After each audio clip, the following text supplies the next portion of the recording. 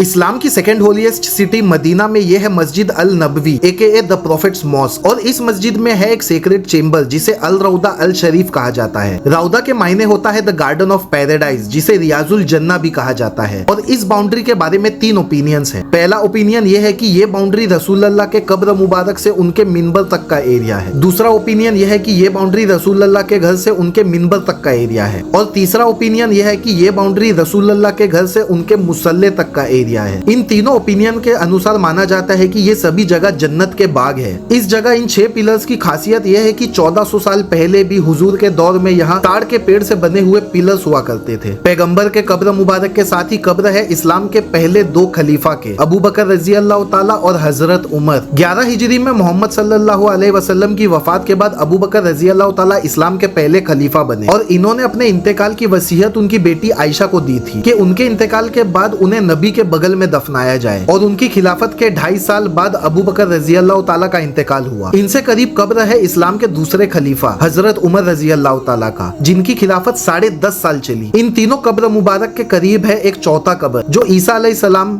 AKA prophet Jesus के लिए रखा गया है, क्योंकि इस्लाम में कयामत से करीब ईसा अलैहिस्सलाम दोबारा भेजे जाएंगे। अगर आप अपने हज या उम्रा के दौरान मदीना जाए तो रौदा में विजिट करने के लिए नुसुक ऐप डाउनलोड करके अपनी बुकिंग जरूर करें, क्योंकि डायरेक्ट एंट्री बैंड है।